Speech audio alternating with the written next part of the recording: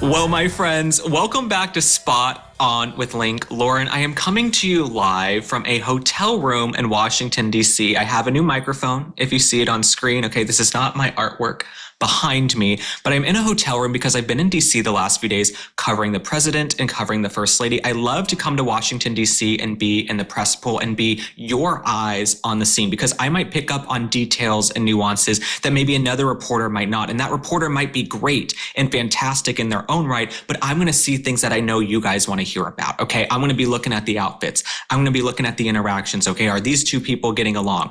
And so we're going to get to Meghan Markle later in the show. We're going to get to Joy Reid. We're going to get to a lot of things. Okay, Jeffree Star, he is this makeup mogul with crazy hair and purple and pink wigs on, but even he is not woke. So we'll be getting to all of that later in the show. But I want to start off by breaking down the dinner the other night between the Crown Prince Mohammed bin Salman and President Trump and First Lady Melania Trump. So I was at the White House. Okay, I ran and I rented a tuxedo. Okay, I went to Men's Warehouse and I said, I need a tuxedo and I need it pronto. Okay, I got to be out of here in 10 minutes. And the folks at Men's Warehouse, they said, well, where are you going? That's so important that you need a tuxedo right now. I said, I'm going to the White House to cover this event as a part of the press.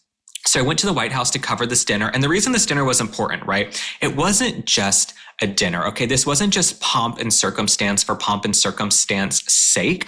Okay, this dinner was important because we just secured $1 trillion investment from Saudi Arabia. Okay, so that is going to create jobs. It's going to continue to move us further into the 21st century. So this was very important. Also at this dinner, okay, I took a picture and put this on X. You had Elon Musk. Elon Musk was dining there. You had Cristiano Ronaldo. You had Bill Ackman. You had other huge stars. You had Tim Cook from Apple, and all of these folks getting along and getting together and coming together because they love the United States of America and they believe in our prosperity, right? They want us to prosper into the future. And part of that is getting investments from other countries. Now, I understand there are folks who say, you know, why is he hanging out with this world leader? Why is President Trump hanging out with this one?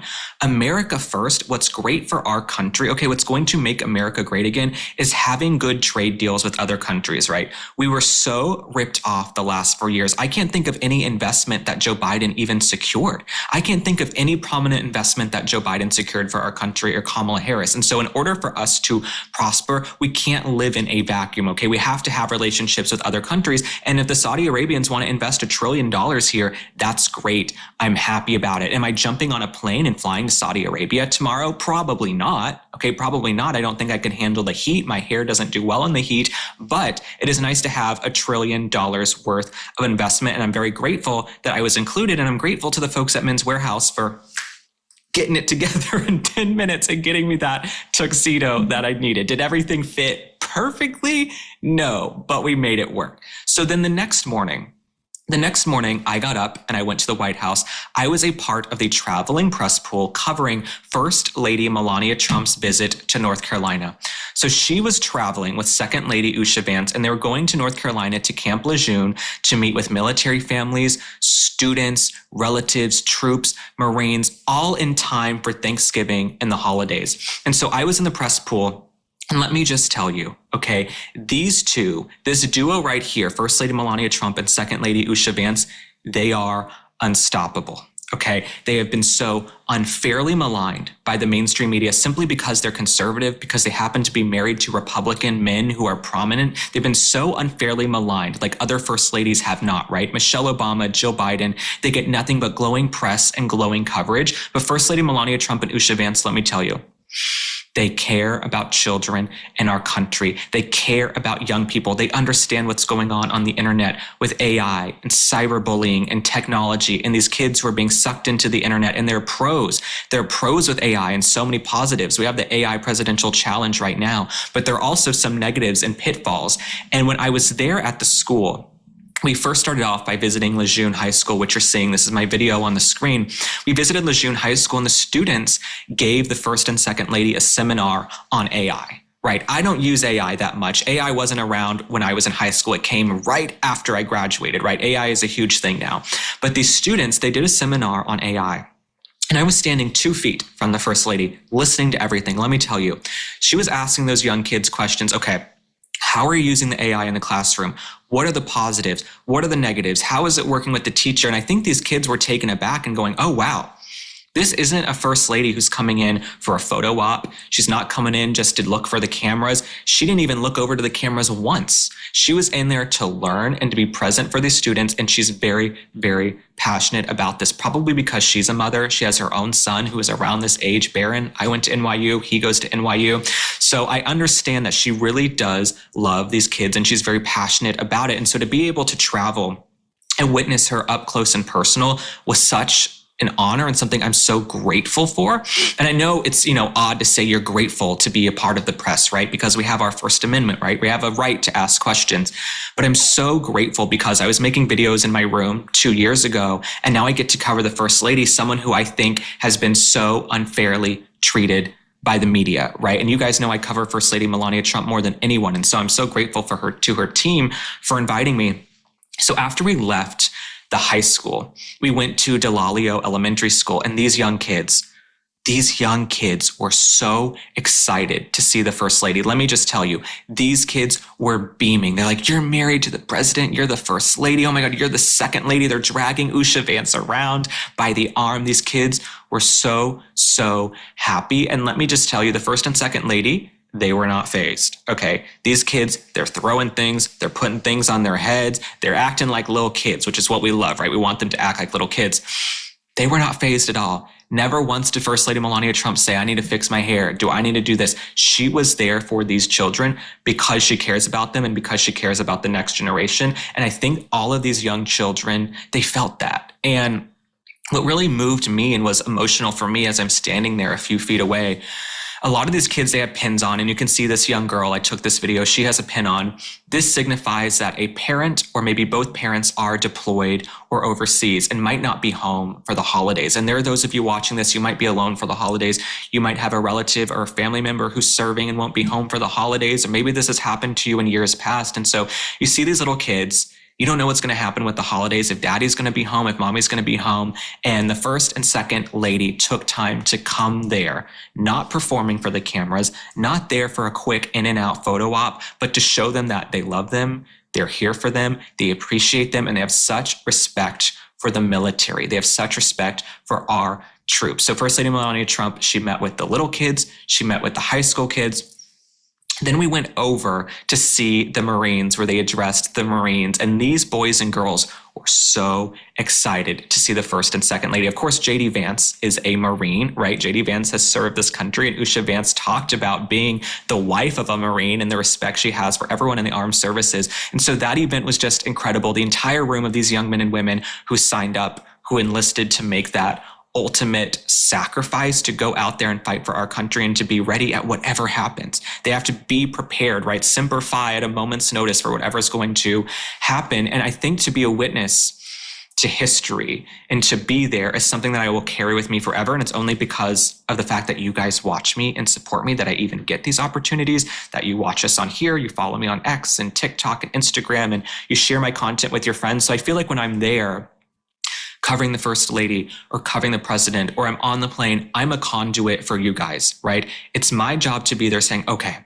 what do y'all want to see? What do y'all want to know? If I get to ask a question, what do you guys want me to ask, right? I don't work for ABC. I don't work for CNN. No disrespect to them, right? But I work for you guys, and I'm there as a conduit for you all. So it's such an incredible opportunity. And I want to pull up a quote also. I tweeted it. I'm going to have to find this quote real quick, you guys. There's a quote that the First Lady Melania Trump said to the troops at Camp Lejeune. She said, military families are the quiet strength of our nation. And I love that. And there's a picture you can go see on social media. I absolutely love that, because military families, they are the strength of our nation. For me to even sit here, on this camera and run my mouth and be ridiculous sometimes and over the top, and for us to have the freedoms and liberties we hold dear in the United States, it's because of people who have sacrificed for generations, right? We don't just have the First Amendment, the Second Amendment, right? We have to fight to keep those things, right? We have to fight for our freedoms and fight for our liberties. And so to see her interacting with the troops and these young men and women and the children whose parents were deployed, it was such an incredible day. And politics can be full of a lot of vitriol, right? There can be a lot of negativity in politics. There can be a lot of sadness, a lot of anger, a lot of fighting, okay? It is a blood sport. Politics is a contact sport. But the whole day because they gave us unfettered access. Never once did they say, turn off your phone, turn off the camera. We had unfettered access. The entire day was positive, and very seldom, right, when you cover politics, do you have a day that feels uplifting and positive with good energy and good vibes. And there's no one more innocent than a child, and especially these children who might not see a parent for the holidays, right? They were making little turkeys and artwork and doing things, for Thanksgiving. And the parent might not be home. And so the fact that the first and second lady went to go see them, and never once did they worry about their hair, never once did they check their phones. That is why I love them. And when you have someone like Michelle Obama, right? Michelle Obama is going out there and doing a tour and promoting a book about her hair, her makeup, her dresses. All Michelle Obama does is whine, bitch, and moan about how she hated being first lady. She had to pay for her own food. She had to pay for her clothes and the hair and the makeup. First Lady Melania Trump has never done that. Second Lady Usha Vance has never done that. They showed up, okay, dressed modestly, ready to see these kids, ready to see the troops, never complained, and showed up for these people in our country. And it is why I absolutely have love and respect for them. And I have love and respect for you guys, because I wouldn't be there without you. So I'm incredibly grateful to the First Lady's team for inviting me and including me as new media. And the clips are getting millions of views on social media. So I hope I brought something to the table. But because I know you guys want to know about the fashion, okay, we have all the details on the fashion. So let's break it down real quick. Let me pull up my notes here. So let's start with First Lady Melania Trump's look, okay? So her jacket was a Milano Endurance Saharian cotton twill jacket. The boots were Christian Louboutins, suede buckled ankle boots in brown. Okay, so this is what the First Lady Melania Trump wore. We don't know about the pants, but you can see the pants in the video. Usha Vance, our second lady, she wore a Ralph Lauren long sleeve turtleneck tie front dress in dark currant. Her shoes were LK Bennett Saoirse block heel pumps in burgundy suede. I think I just got gayer reading that sentence. I think I got gayer.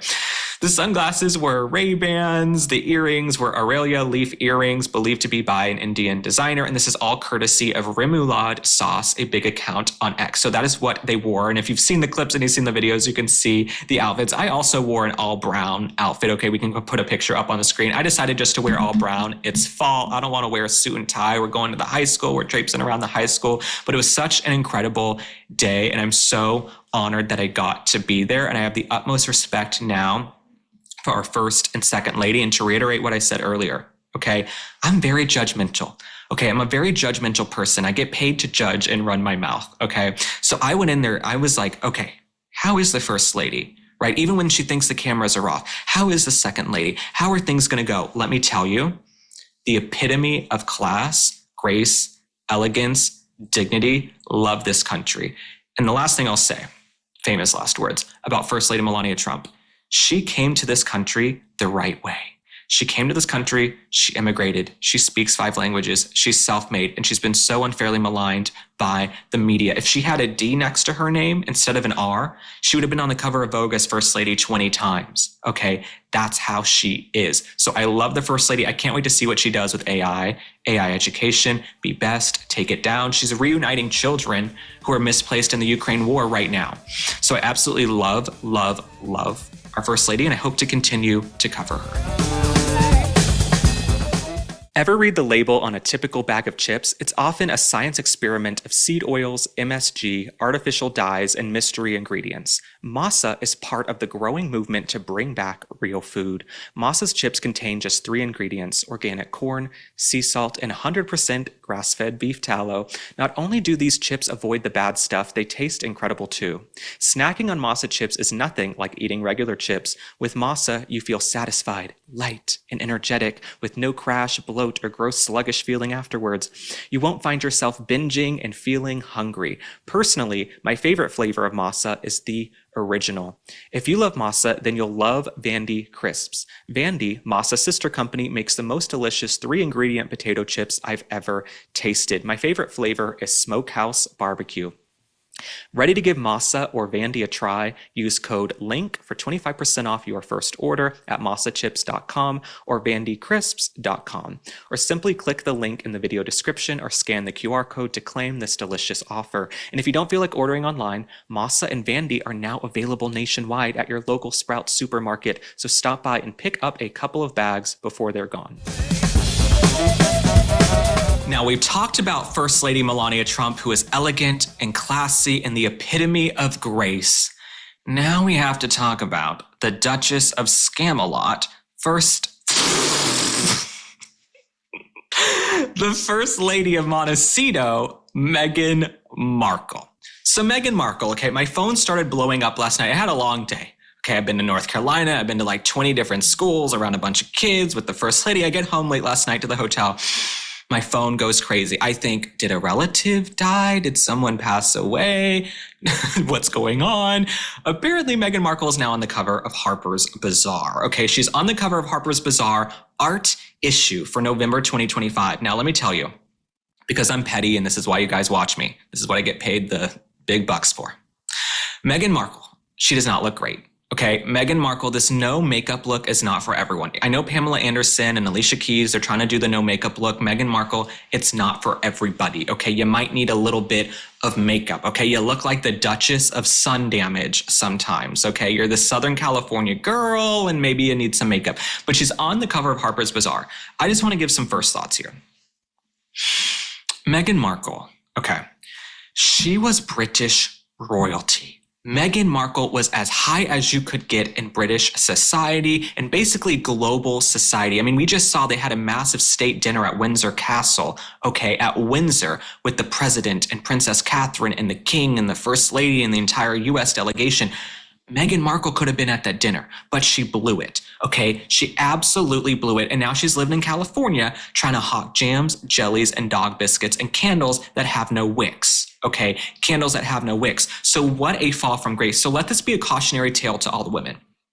You might be looking at Meghan Markle saying, well, she's in Harper's Bazaar. She's in a big magazine. Sweetie, this is a major downgrade from being British royalty. Okay, British royalty. So for all the women out there, okay, you got to know what cards you have and what cards you don't. Okay, in life, we all got to know what we bring to the table. Meghan Markle, she thought she had all the cards. She thought the royal family needs us more than we need them. We're going to abscond to the US. They'll be begging us to come back. Okay, we're going to go to the US and become big stars.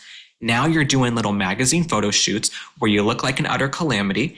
You're going to parties with the Kardashians, hanging out with people who have sex tapes and pictures of their vages all over the internet. That's who you are, Meghan Markle. You went from British royalty, okay, to the Kardashians. That is who you are, okay? The royals wouldn't even need to do photo shoots like this. And then there's one photo in the Harper's Bazaar photo shoot where she's literally ripping off Princess Diana. We can put a side by side. She's ripping off Princess Diana and trying to channel her, which she's done for years, okay? She's always tried to dress like Princess Diana in the perfume allegedly and everything to try and sort of create this aura around Harry that maybe she is Princess Diana sent into his life to protect him. Princess Diana, she would have seen Meghan Markle coming from 1,000 miles away. She could have spotted this phony, fake, fame-hungry whore from 1,000 miles away. Meghan Markle coming in. So this whole narrative that Diana would have loved Meghan, no. Even when Diana was on the outs, even when she was divorced, being chased by the paparazzi, and she was crying and she was depressed, she always respected the monarchy. Okay, even in the BBC interview and all of her big interviews, right? She loved the Queen and she respected the institution. That is something that Meghan Markle does not have. She does not have that respect for the monarchy, okay? Aretha Franklin, R-E-S-P-E-C-T, bitch, okay? She didn't have respect for it. So she can try to do the crossed legs and do the photo shoot and try to emulate Princess Diana, but it is not going to work. Now, my favorite excerpt from the Harper's Bazaar is when the journalist went to the brownstone. If you've read this already, I will reiterate it for those who haven't. The journalist who was doing the story went to go interview Meghan at a brownstone in New York City, which is like a real fancy, nice apartment sort of condo like Sarah Jessica Parker lived in Sex and the City, okay? That outside, that exterior was a brownstone. So Meghan Markle, for some reason, she can't stay in a hotel because she's so famous, even though I think it'd be safer. That's how Kim Kardashian got robbed. She should have been in a hotel and she was in a private home. So Meghan Markle, she's staying in a brownstone. When the journalist arrives, they're the only two other people in the home, and someone has to announce, Meghan, the Duchess of Sussex, she's here. It's Meghan, the Duchess of Sussex. How pretentious do you have to be introduced as Meghan, the Duchess of Sussex in a private home? Okay, and let me just say this. She is clinging to that title. She is clinging to that title so hard. She was in the UK for 18 months. Okay, I have things that have been in my freezer for 18 years. Okay, 18 months. And she's still calling herself the Duchess of Sussex. Like, why are we going to bow down and kiss this woman's ass? Okay, she's this wannabe Duchess. Every photo, we've got clips rolling up on the screen. Okay, if you're listening to us, come over to YouTube and watch. Nothing looks good. Nothing really fits. She's acting like she's this supermodel doing this no makeup look. My thing with Meghan Markle is this. I thought her brand was about UNICEF and helping women across the globe and, you know, the kids in Africa and little Tuk Tuk and Tuk Tuk and all the kids she likes to go take pictures with. I thought she was about all of that. All we've seen is a woman who wants to go to Balenciaga fashion shows, party with the Kardashians and Lauren Sanchez and Jeff Bezos. She wants to party and do photo shoots for Harper's Bazaar and wear elegant refinery. Where is all of the philanthropic stuff? Where are the philanthropic efforts? That's the thing with Princess Diana. She was elegant. She was beautiful. She could pull up in that revenge dress. But then she could also go do a little Watusi across the landmines and do a photo shoot. You know what I'm saying? She could go do a little Paso Doble Watusi across the landmines in whatever the hell country she was in and do that philanthropic stuff too. We haven't seen it from Meghan Markle. We just haven't seen it. She wants to be this humanitarian and she's winning humanitarian awards. But to me, she's basically a threat to humanity. She's not nice. She's not kind. Everybody accuses her of being a bully. So she's getting these humanitarian awards. Where's the humanitarian work? Okay, when she goes and does a little Paso Doble Watusi wagon wheel across a landmine like Diana, then I will give her kudos and give her credit. But let's move on and see what else we have. So this is in the article. Meghan is pulling back the curtain on her marriage to Prince Harry. She says, I think my boundaries have become stronger. You find different ways to protect yourself. She's talking about with the fame and all the spotlight. Here's what she has to say about Harry. He loves me so boldly, so fully, and he has a different perspective because he sees media that I wouldn't. No one in the world loves me more than him. So I know he's always going to make sure that he has my back. Part of Harry's allure, Meghan said, is that he is someone who just has this childlike wonder and playfulness. I was so drawn to that, and he brought that out in me. That's translated into every part of our life. Even in business, I want us to play and have fun and explore and be creative. This is very interesting to me. Notice how she never says, I love Prince Harry. Meghan Markle never says, I am obsessed with him. I love him more than anything. It's always, he loves me the most. He is obsessed with me. He loves me fully and boldly. It's like that old sort of tale. You should always marry someone who loves you a little bit more. It's like Meghan Markle's telling us he loves her a little bit more. But she also brings up Harry's sort of childlike qualities and maybe a little bit of this arrested development. I think that's the case. I think that's something she honed in on. I think she saw Harry did have a little bit of arrested development. He was sort of this party boy, maybe not mature for his age. She was able to come in and be that sort of mother figure, put her hand on his hand and say, look, we're going to go to the US. These people aren't treating you right. We're going to get out of here. So I feel like she abused and capitalized on those childlike qualities that we loved about Prince Harry. Now, before we move on from Meghan Markle, okay, the holidays are coming up. Holidays are a time for families to get together, to reunite. I don't see that happening with the royal families. And even though they do a huge, massive, beautiful Christmas, they go to Sandringham and they have all these Christmas festivities. Meghan Markle is doing a Christmas special with Netflix, okay, because she's become a Hollywood whore. And instead of being British royalty, she's now on Netflix doing a Christmas special. But she's received some backlash, okay, some backlash for her beige Christmas, okay, her beige Christmas, and we actually have some clips we'll put up on the screen. When she was a working member of the royal family, she cried and lamented that she had to wear beige. She said, I had to wear beige to just fade away. I was fading away. I couldn't wear color. Now her Christmas is beige. It looks like someone stole Christmas. I mean, what is she even putting in these stockings? Coal? She's putting stockings in the coal. Also, it's like, are the stockings for the children? Because we never see Archie and Lilibet. Okay, are Archie and Lilibet going to be included in Christmas this year? Because we never see them except when she needs to extort them on social media and exploit them for views and followers. So maybe we'll see them in the Christmas special. But she's doing this Christmas special. I have it here on December 3rd, and we'll show you the trailer in a minute. But what's so sad is that they have these young kids who have cousins in the UK, like George, Charlotte, and Louis would be Archie and Lilibet's cousins. They could all be together playing on the holidays. That's what's so fun about Christmas and the holidays. They're going to be alone on the compound in Montecito. How sad, how bleak, how pathetic. Okay, if you have all of these in-laws and all this family across the pond and these kids are alone, they might not even know they're royalty. But let's take a look at the trailer. I love the holiday season. It's about finding time to connect with the people we love. Yeah. Embracing traditions. I like this. There we go. And making new ones. We are now in the Christmas spirit. It's pretty jolly here. Let's go craft. Heyo. It's so pretty.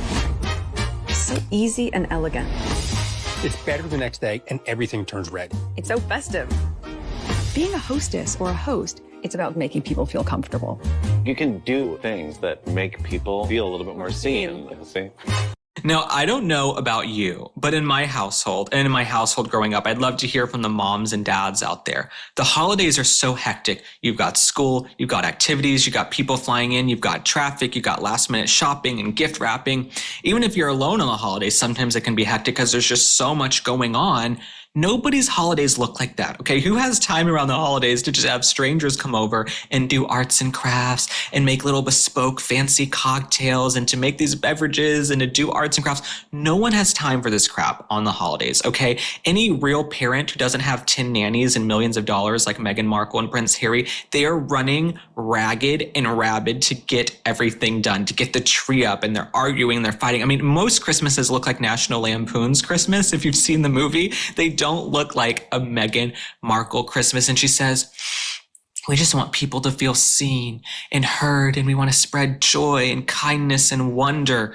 And then we find out the real Meghan is this nasty bully who's going to Balenciaga shows and, demanding the Kardashians take pictures down, allegedly. Like, that's the real Meghan Markle, all right? A fame-hungry wench, okay? That's the real Meghan Markle. To me, she is not at all tied in with Christmas, okay? Her brand is the antithesis of Christmas because Christmas is about joy and love and light. And Meghan Markle, I think she deserves coal. Meghan Markle, you deserve coal for Christmas, but because I don't want coal for Christmas, we got to pay some bills. And after we pay some bills, come on back. This holiday, while others are chasing their rush, find your sense of calm with Peak. Peak is a luxury wellness brand powered by rare plants and cutting-edge ingredients, offering the perfect remedy for the season's hustle and bustle. Their science-backed botanicals, minerals, and vitamins support metabolic function, immune health, sustained energy, and radiant skin. In this festive season of joy, choose serenity as the ultimate luxury with Peak. Peak is proud to introduce Sun Goddess Matcha, an organic, ceremonial superfood blend that redefines your daily ritual. Crafted from the purest tea leaves, it provides a smooth, sustained energy for a calm mind and a radiant glow. The nutrients in our matcha can help curb sugar and hunger cravings, making it easier to stick to your wellness goals. This ceremonial grade matcha is 100% organic and grown in a pristine valley, ensuring you get the cleanest, purest cup every time. I drink mine in the morning. It soothes my throat and gives me the energy I need to last throughout the day. Feel the holiday magic and unlock your healthiest glow with the most exciting offer of the season. 20% off site-wide for life plus a complimentary exclusive holiday bundle. Go to peaklife.com/link. That's PIQUE life.com/link. This is hydration redefined. Try it and glow from the inside out. Well, last but not least, we have to cover two cultural topics, but they're also political. I want to start off by discussing Jeffree Star. Now, if you don't know who Jeffree Star is, okay, go do a quick little Google. He is a man, makeup ogre, YouTuber, influencer, but he likes to wear pink hair and green hair and makeup, and he has a very striking look.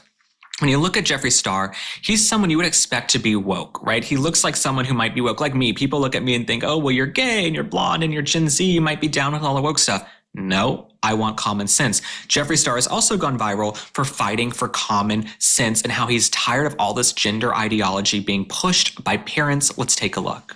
And then let's just really take it there. Let's take it there. Why are we encouraging our kids to be a different gender and feed them false information when they're so young? So this is what I said recently that people really understood. When I grew up and I started looking different, right? My mother encouraged me to just be myself. When I started wearing makeup and being more feminine and wanting to do certain things, it wasn't, oh my God, Jeffree needs, what do they call it now? Gender affirming care. I'm done. She let me be myself. She didn't push me to be anything. Just like when you're a tomboy, did your mom try to, get you a surgery to be a, you know what I mean? Did she cut your tits off because at 13? No. So nowadays, it's all these fucking weirdos telling their kids, oh my God, you like a Barbie? You're a woman. No, that's just a little boy experimenting, not knowing what the fuck he's doing. So this is on the Skinny Confidential podcast, and I'm so happy Jeffree Star is speaking out because you need more common sense gay guys to speak out and say, you know what? The call is coming from inside the house. We're not down with the nonsense. Okay, and you guys can call us bigoted. You can call us transphobic. You can say whatever you want. You can say we're divisive.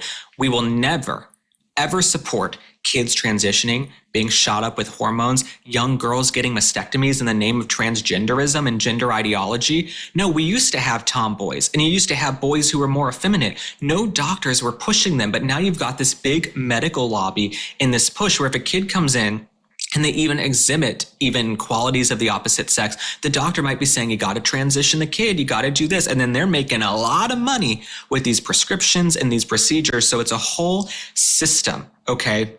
And there's some liberal parents who wear it like a badge of honor. These parents think it's cool to have like a little accessory of a trans or non-binary child. Like, my child is transgender. In Hollywood, it's the whole thing. Every celebrity has a transgender child. I'm sorry, that's statistically not possible. So we do have to call out some of these liberal parents who are pushing gender ideology, and the doctors. Let kids love themselves. And Charlie Kirk would actually talk about that when he was encountered with trans kids, and trans kids would come up to the microphone. Charlie would tell them, look, I want you to love the way God made you, okay? You don't need to have surgery and change who you are. Love who you are and get to know who you are first before you do anything drastic. And that was from Charlie Kirk. So I'm glad Jeffree Star is speaking out. I want to play you one last clip of Jeffree Star speaking about transgender folks in the bathroom. Nowadays, we have grown men with beards wearing dresses going into the women's restroom.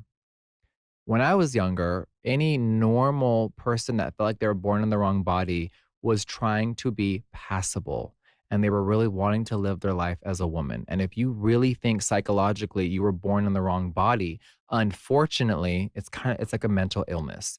But people hear illness and they just have a full spiral. So this new age of weirdos and predators trying to pretend they're trans or pretend they're this and harm women and children, that's my issue. So there is this piece of shit named Lily Tino who is pretending to be trans and recently went into the women's restroom at Disneyland. Disneyland's for children. Yes, there's adults that like Disney. We know that. And the camera's rolling. I'm sorry, there's a 7-year-old that just walked behind you. Why the fuck are you in a little training bra and lipstick, clearly with a man's voice, in the women's restroom filming? Rage bait, attention. These things did not exist 10 years ago.